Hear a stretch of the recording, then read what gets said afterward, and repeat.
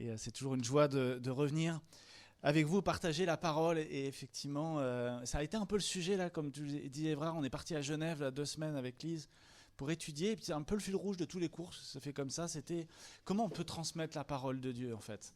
Et c'était assez intéressant. Et je propose qu'on puisse réfléchir ce matin, ensemble, sur comment on peut entendre la parole de Dieu aujourd'hui. Comment on peut entendre la parole de Dieu aujourd'hui. Alors, aujourd'hui, il devait aussi décoller une fusée Artemis 2, pour ceux qui suivent l'actualité un petit peu. Et cette fusée, elle transporte des hommes vers la Lune et revenir. Et tout au long du voyage, la NASA, qu'est-ce qu'elle va faire ? Elle va communiquer avec cette fusée, elle va dialoguer avec la fusée. Mais il y a un moment dans ce voyage où elle ne va plus pouvoir communiquer. Je ne sais pas si vous savez quand c'est. C'est le moment où elle va passer derrière la Lune. Parce que la Lune empêche toute forme de communication. Plus de possibilité de communiquer avec cette fusée.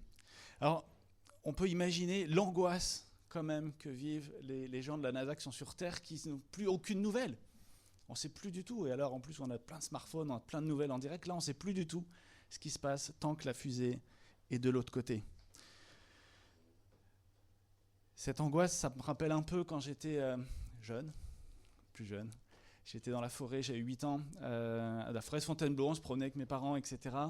Et puis, vous savez, il y a plein de forêts, il y a plein de trucs à explorer, la forêt de Fontainebleau, et puis il y a des rochers, etc. J'ai dû, je me souviens plus trop, mais me dire, le rocher d'à côté, il a l'air vachement sympa. Puis de rocher en rocher, qu'est-ce qui se passe ? On se perd. Et là, plus de parents.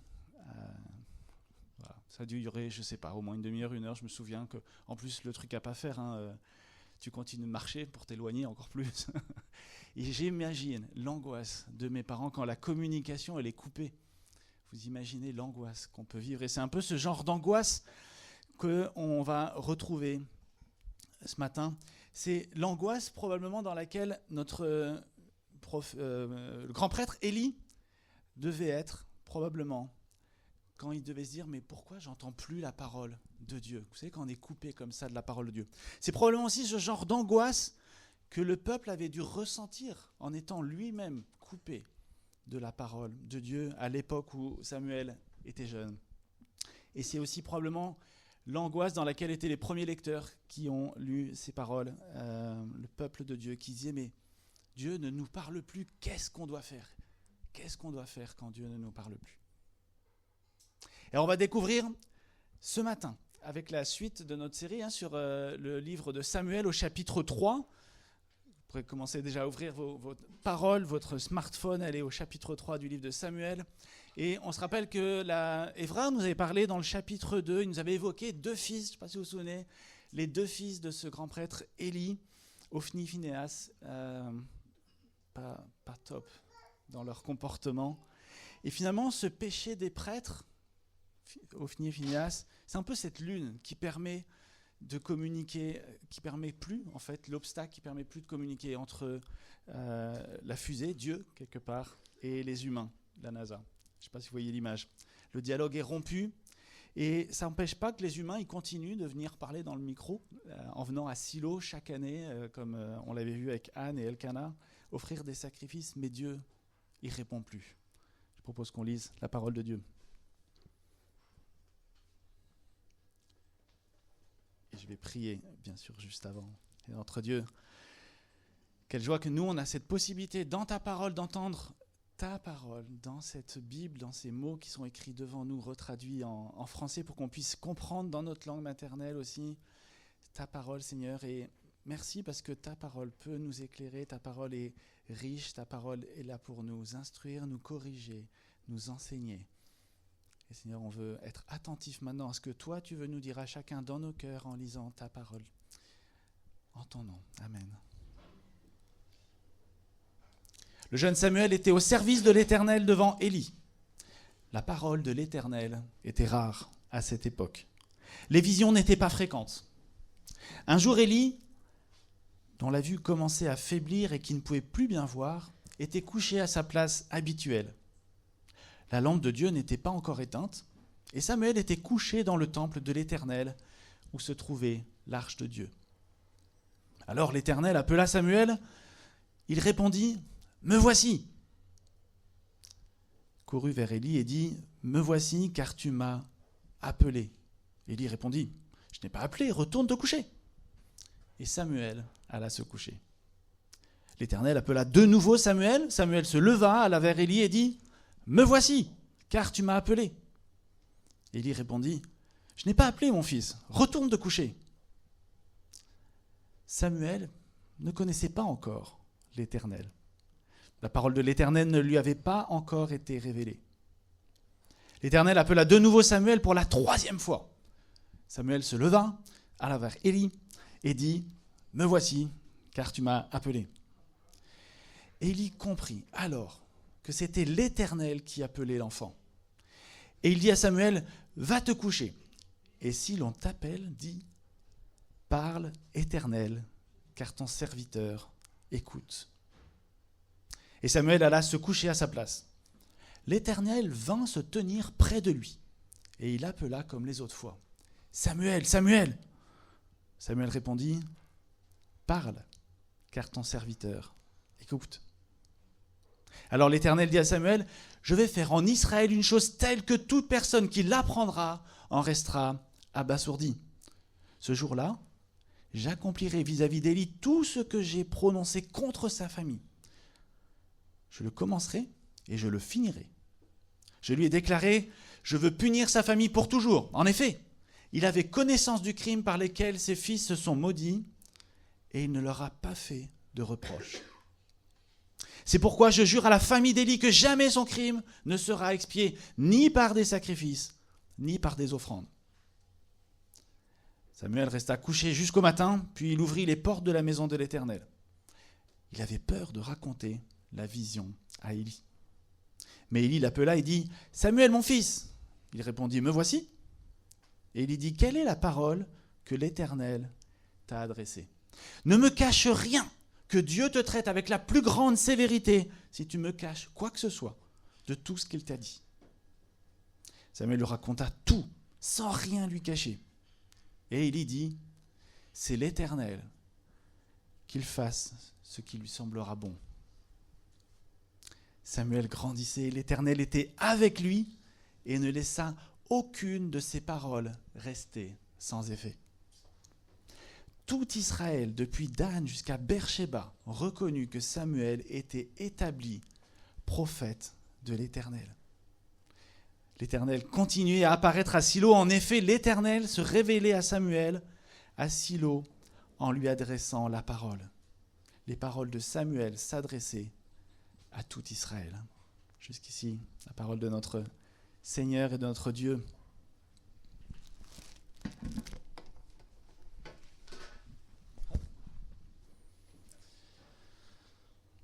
Alors je propose qu'on puisse voir notre texte ce matin sous 2 angles.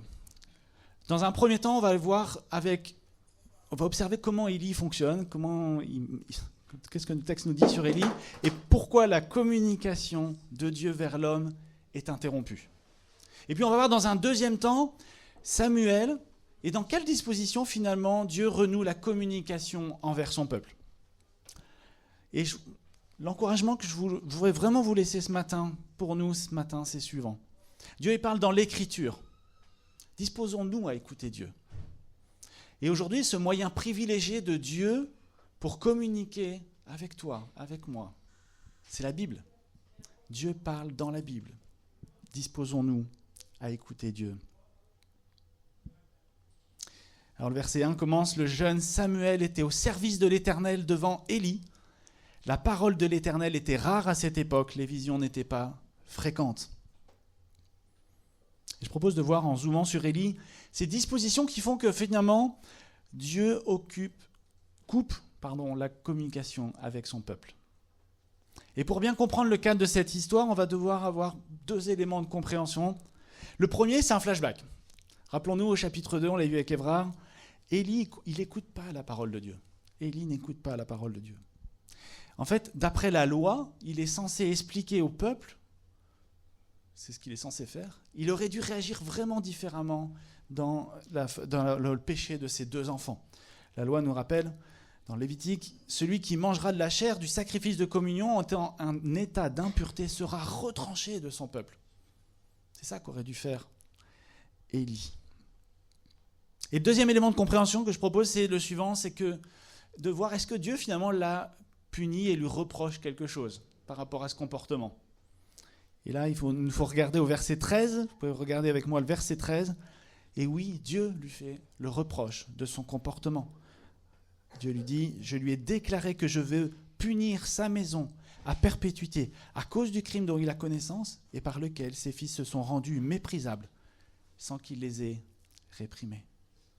En fait, Élie se contente juste de continuer sa vie d'homme religieux, avec des religiosités, on peut dire. Il continue son travail de prêtre, mais ses propres actions, en fait, elles trahissent quelque chose de très fort. C'est qu'il n'est plus du tout en cohérence avec son Dieu. Il n'est plus en cohérence avec la parole de l'Éternel. Et vu de l'extérieur, sa religiosité sauve les apparences. Mais dans le cœur, il n'y est pas. Il préfère écouter sa propre voix à lui, qui lui assure son confort, sa vie et son statut social. Et c'est avec ça en tête qu'on peut comprendre ce début de notre passage au verset 3. La parole de l'Éternel était rare en ce temps-là. C'est une punition de Dieu en fait. Dieu coupe la parole par rapport au comportement d'Élie.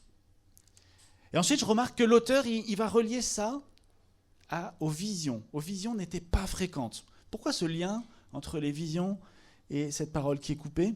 En fait, la parole de Dieu nous dit que Dieu se révèle par des prophètes dans des visions, à partir de Moïse.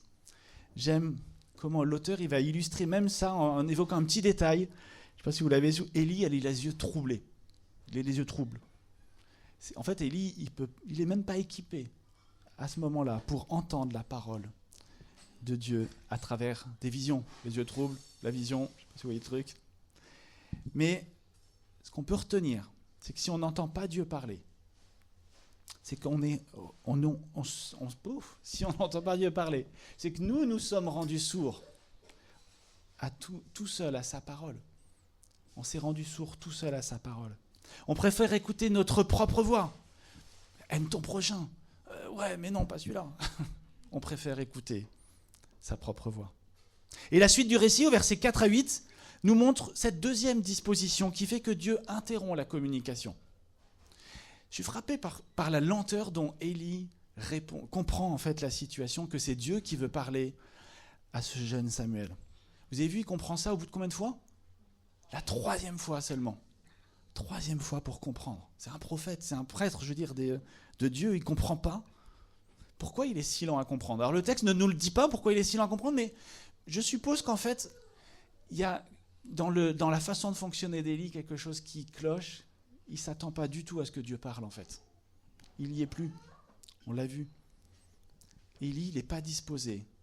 Et il n'est pas sensible au fait que Dieu peut parler. Mentalement, il n'y est plus. Voilà la deuxième disposition pour ne pas entendre Dieu nous parler. Dieu, et du coup, il laisse Élie assumer tout seul ses faits et gestes, ses propres choix. Le verset 17, regardez avec moi, nous montre que Dieu a interrompu toute communication avec Élie. Dieu, il ne parle plus. La question qu'on peut se poser, c'est est-ce que finalement, ça concerne que cet homme Élie ? En quoi ça pose un problème pour tout le peuple ?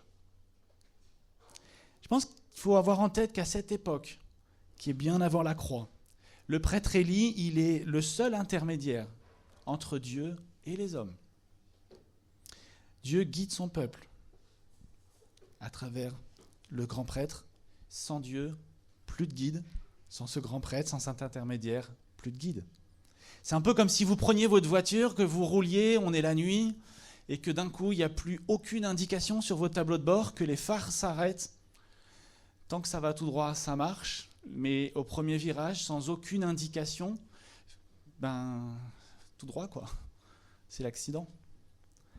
Et nos vies, elles sont pleines de virages. Enfin, en tout cas, la mienne est pleine de virages. Peut-être les vôtres aussi, mais en tout cas, si on n'a aucune indication pour savoir comment corriger telle ou telle chose, comment corriger mon comportement, mes colères, mes doutes, mes peurs, et que je prends des virages et que j'ai rien de la parole de Dieu pour me corriger, pour me dire attention, là tu es en train de partir tout dans le virage, tout droit, et c'est l'accident. Et c'est un peu ça le problème qu'on a. Et la parole de Dieu, elle nous dit que finalement, les sacrifices que le peuple présente à Dieu, elles doivent être faits par un grand prêtre qui est pur. Et ce n'est pas du tout le cas d'Élie et de ses enfants. Si le prêtre est impur, Dieu ne parle plus. Et ça coupe toute forme de communication. Du coup, l'enjeu, il est énorme. Énorme pour le peuple. La situation que décrit l'auteur, elle montre que sans cet intermédiaire, Élie, le peuple n'a plus accès du tout, ni aux bénédictions de Dieu, et qu'en plus, il s'attire le jugement, le juste jugement de Dieu. Et c'est ça qu'on retrouve au verset 14. Pour toute la lignée sacerdotale, pour toute la lignée des prêtres, vos sacrifices ne pourront pas couvrir vos péchés. Toute la lignée d'Élie va être punie. Je remarque qu'on a quand même un besoin évident qui apparaît ici pour le peuple. On a besoin d'un prêtre qui est parfait. Un prêtre qui fasse un sacrifice d'une telle valeur, qui couvrait tous les péchés, pas que ceux où on est comme Élie, couvrirait tous les péchés, même ceux où on fait intentionnellement. Alors que retenir des dispositions d'Élie ? Son cœur, il est resté fermé à écouter et mettre en pratique la parole de Dieu. Il est un intermédiaire inefficace pour révéler aux hommes qui est Dieu. Et en cela, c'est un séisme qui est terrible pour tout le peuple. Parce que si la communication avec Dieu est coupée, alors adieu les espérances pour le peuple de bons jours, de jours meilleurs. Adieu la fin de tous les problèmes. C'est un peu la panique, un peu comme nos ingénieurs NASA qui n'ont plus aucune information de la fusée NASA. Ils n'ont plus de communication, le peuple non plus, c'est la panique. Alors vous allez me dire, bon, on est au XXIe siècle, Loïc, c'est gentil, mais ça c'est à l'époque, ils sont superstitieux, mais nous là concrètement, on est en 2026, est-ce qu'on a vraiment besoin de la parole de Dieu ? Et c'est vrai que quand on regarde dans nos fonctionnements, on peut se méfier quand même des grands de ce monde qui nous disent ce qu'il faut faire.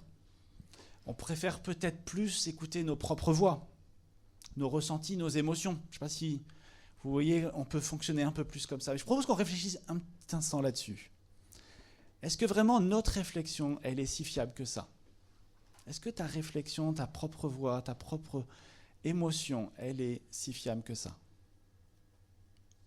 Je propose un test. Le 4 janvier, la météo dimanche soir nous dit qu'il va neiger. Assez conséquent, enfin il va bien neiger en tout cas sur la région parisienne, qui pourrait même avoir des problèmes de transport. Bon. Le 5 janvier, 14h, la préfecture nous dit les poids lourds ne peuvent plus conduire, la neige arrive vers 16h et rentrez chez vous le plus vite possible. Et puis on se souvient tous des épisodes 10 ans plus tôt, de ce que ça fait comme conséquence. Est-ce que les gens s'en sont fiés à ces informations qui sont un peu plus hautes, ou est-ce qu'ils se sont confiés à leurs émotions, à leurs ressentis ? Waouh, quand on regarde dehors, finalement, non, il fait beau. Il ne va pas neiger. Et puis de toute façon, ils se trompent toujours. Je ne vais pas leur croire, je ne vais pas les croire. Qu'est-ce qu'on fait ? Bon, on va attendre, on va travailler, il n'y a pas de problème. Qu'est-ce qui s'est passé à 4h ? Il a neigé. Qu'est-ce qui s'est passé à 4h30, 5h quand tout le monde sort du boulot ? C'était la catastrophe, vous vous en souvenez, on a battu le record, 1000 km de bouchons. Voilà, des fois, quand on se confie à nos propres émotions, à nos propres ressentis, que ça peut arriver. Je pense qu'on peut douter que tous nos ressentis soient fiables. On se fait confiance, mais c'est bien souvent l'échec. Est-ce que nos vérités sont fiables et durables dans ce monde ? Je prends encore un dernier exemple, mais le gasoil qui a été pendant des années un carburant parfait pour conduire, il consomme peu, il pollue peu. Aujourd'hui, c'est l'inverse. Bon, voilà. Ça, c'est notre fonctionnement chez les hommes. Les vérités sont loin d'être éternelles et durables. Croyez-moi, la seule vérité qui est fiable, éternelle, c'est la parole de Dieu. C'est la seule qui est digne de confiance et qu'on puisse écouter. Mais alors dans ces dispositions, dans quelles dispositions on doit écouter la parole de Dieu ? On a vu ce contre-exemple avec Élie. Et comment il faut faire la bonne recette là que vous avez sous les yeux pour couper la communication avec Dieu. Et on a souvent envie quand on lit la parole de Dieu de dire moi je ne suis pas comme Élie.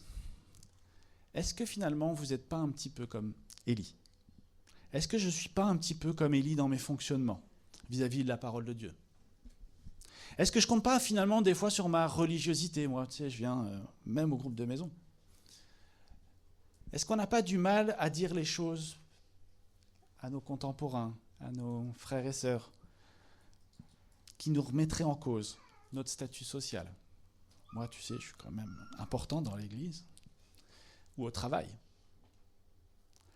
Et peut-être que pour toi, il y a d'autres lunes qui empêchent la communication entre toi et Dieu. Je pose une question, quel genre de lune dans ta vie t'empêche d'écouter Dieu? Je propose qu'on prenne un temps pour réfléchir à ça. Est-ce que c'est le temps de faire d'autres activités qui t'empêchent de prendre ce temps à écouter Dieu?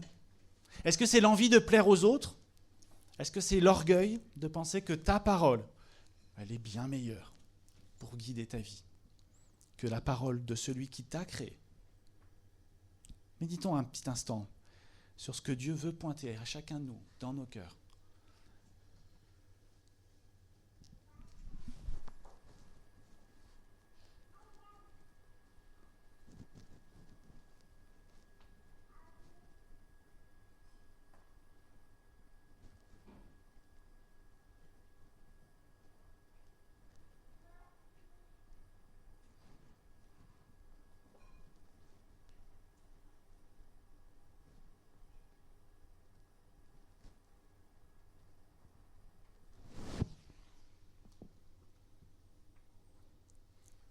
Alors on a vu ce qui peut nous empêcher, qui coupe la communication avec notre Dieu, et on va voir dans cette deuxième partie, on va porter nos regards sur Samuel, et lui il va nous éclairer sur les dispositions qui font que Dieu renoue la communication avec son peuple.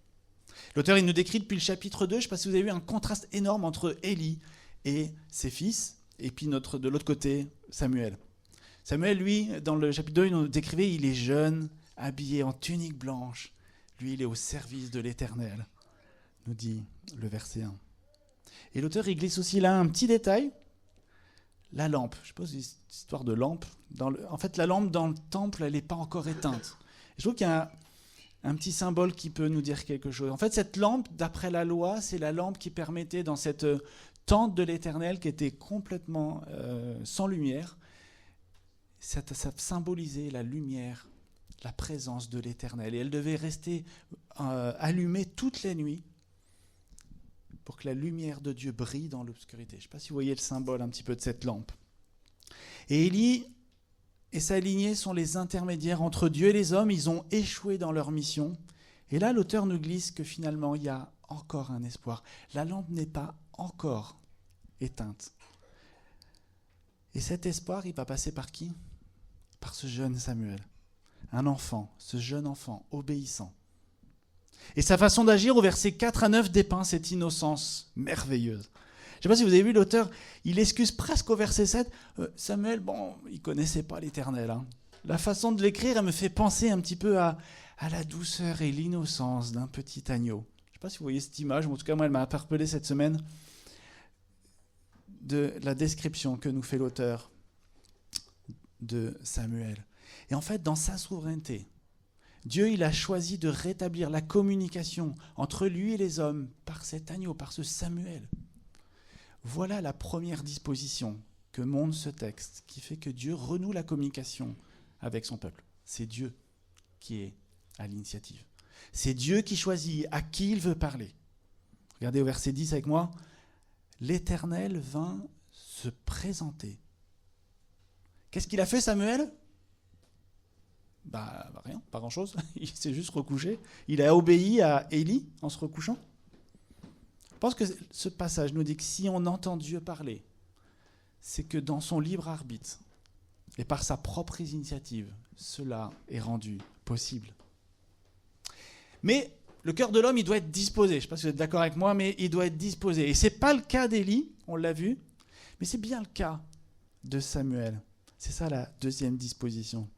Le verset clé de notre passage tout entier, mais il est là au verset 10. Samuel répondit à l'appel de Dieu ainsi. Parle, car ton serviteur écoute. Je trouve que c'est magnifique ce passage. En si peu de mots, tout est dit. Parle, car ton serviteur écoute. Samuel, il se présente humblement comme un serviteur qui aime écouter la parole de l'Éternel. Un serviteur qui est attentif au point qu'il va même retenir toutes les paroles qui vont être dites la nuit, malgré la fatigue, malgré ses conditions. Il va retenir ce que l'Éternel va lui dire. Alors si on entend Dieu parler, c'est que nous nous disposons à avoir avec un cœur qui est humble, simple, obéissant à l'écoute de sa parole. Une troisième disposition apparaît au verset 18.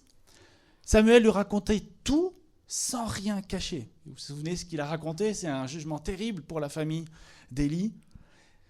Samuel, il vient de tout raconter, sans aucune crainte, sans aucune peur. Vous imaginez le courage nécessaire d'un petit enfant qui va dire à son père spirituel, « Tu sais, Dieu, voilà ce qu'il m'a dit.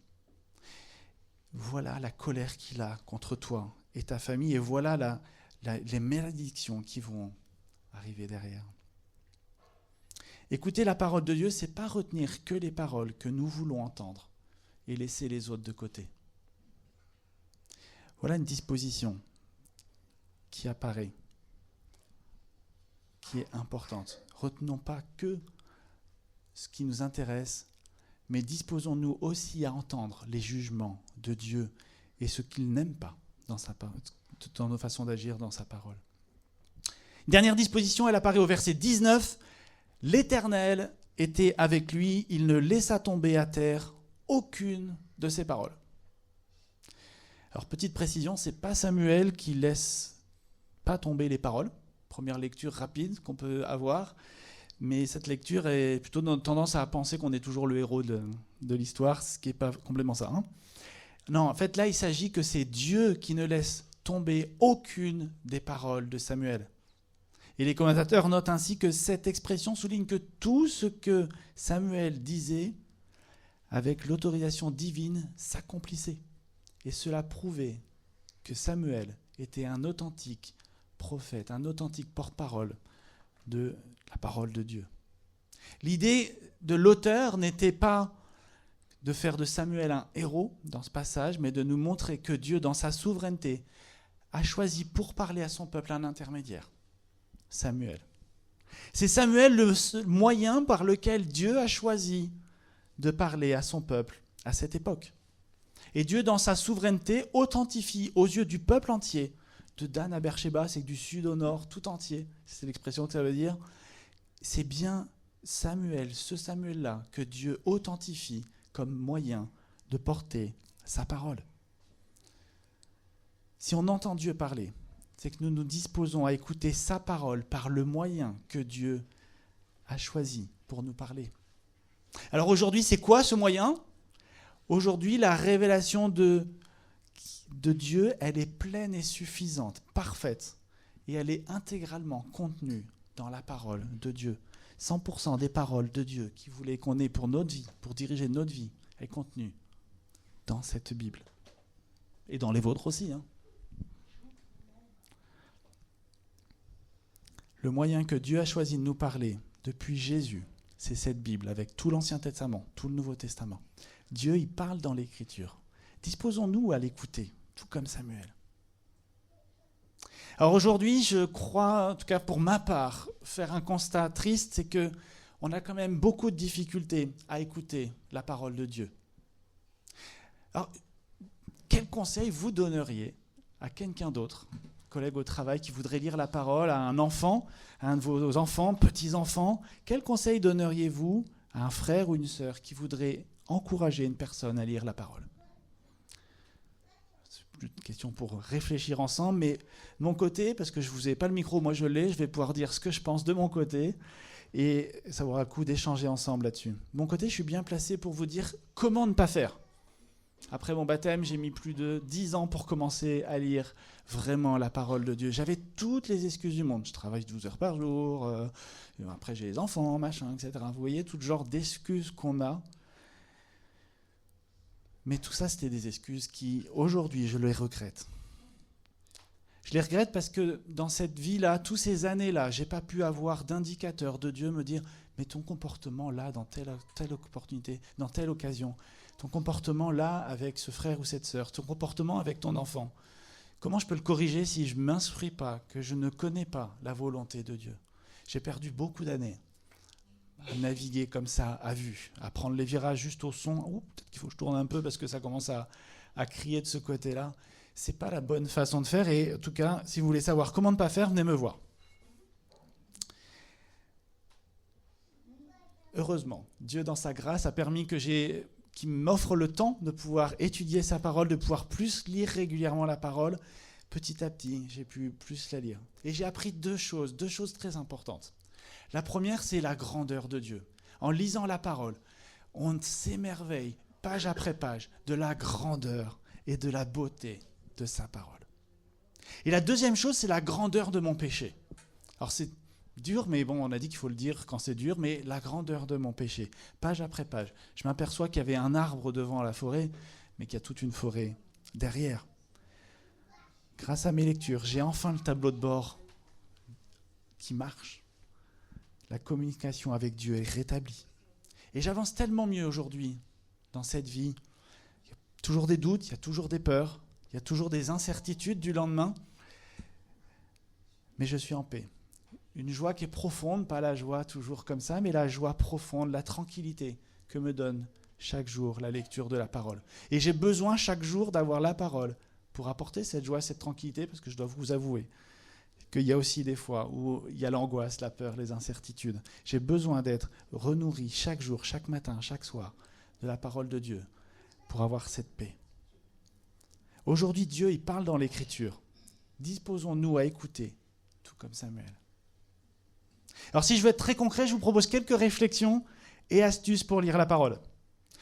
D'abord, soyons conscients qu'il y a un énorme problème pour notre lecture de la parole. C'est celle que vous regardez pour la moitié d'entre vous, c'est ce téléphone, ce smartphone.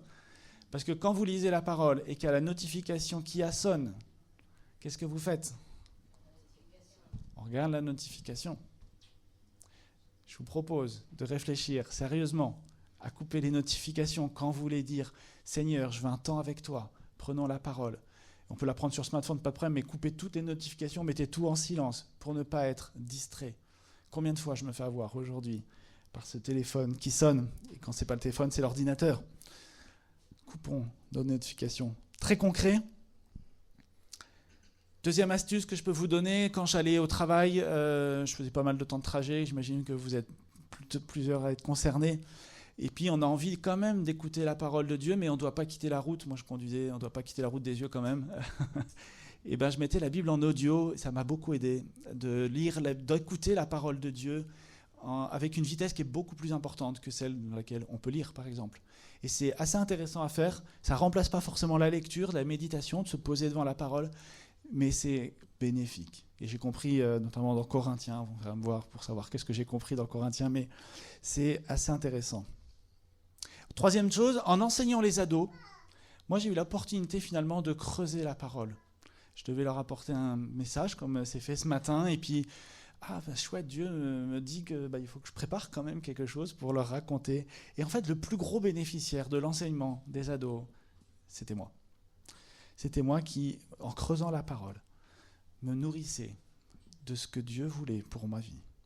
Alors, il y a encore quelques places pour ceux qui veulent servir au niveau de l'enfance. Allez voir Évrard si ça vous motive ce matin et vous voulez être enrichi par la parole de Dieu à travers ce service. Allez voir Évrard. Aujourd'hui, devait décoller Artémis II. Au moment où elle passe derrière la Lune, finalement, c'est notre péché qui coupe la communication. On ne peut plus communiquer avec Dieu que par la fusée. Le dialogue est rompu. La seule possibilité pour maintenir le dialogue serait d'avoir, je vous ai fait une petite image, un relais satellite qui serait derrière la Lune, qui graviterait autour de la Lune et qui réenverrait le message à la fusée. Ce serait le seul espoir possible.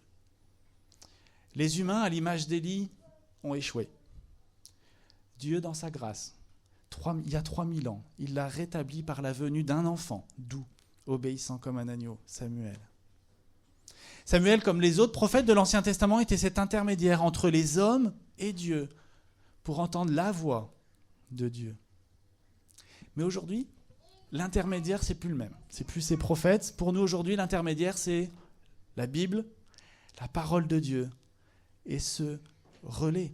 La parole de Jésus, aujourd'hui, c'est ce relais. Jésus, en nous apportant sa parole, mise par écrit dans ses pages, permet de renouer le dialogue avec Dieu et ainsi de le connaître. On l'a chanté tout à l'heure, de nous révéler qui est Jésus, qui est Dieu. Tout comme le peuple à l'écoute de Dieu à travers Samuel à l'époque de notre récit. La parole de Jésus, elle est riche de conseils pour chacun en fonction de son moment de vie. C'est ça qui fait qu'elle est vivante, la parole de Jésus. Elle est vivante et elle est puissante. Elle transforme les cœurs. On en a parlé avec une sœur tout à l'heure. La parole de Jésus, c'est cette vérité qui nous guide sur le chemin de la vie éternelle, qui nous fait prendre les bons virages. La parole de Jésus, c'est ce moyen par lequel Dieu nous permet de le connaître. Et Jésus, c'est encore plus que sa parole. La lettre l'épître de Paul à Timothée nous dit ceci: il n'y a qu'un seul médiateur entre Dieu et les hommes, c'est Jésus-Christ, homme. Lui seul étant pleinement Dieu, pouvait représenter Dieu aux hommes.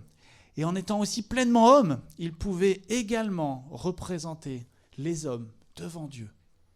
C'est pour ça que Jésus est le médiateur d'une nouvelle alliance, bien plus excellente, bien plus meilleure, une alliance éternelle entre nous et Dieu. Et cette alliance, elle a été conclue car Jésus, lui, il est venu jusqu'à nous. Jésus, il a quitté sa gloire dans laquelle il était, il s'est incarné en homme, il est venu jusqu'à nous pour servir d'intermédiaire entre nous, ce peuple, et Dieu, le Père créateur de chacune de nos vies, pour rétablir la communication de façon parfaite et éternelle. Jésus a donné sa vie pour nous guider, nous sauver d'une vie sans communication avec Dieu. Une vie errante loin de la gloire et de la lumière divine. Alors ma prière, c'est que nous puissions tous avoir cette soif de découvrir qui est Jésus, qui est Dieu, ce Dieu si merveilleux. Comment connaître qui est Dieu ?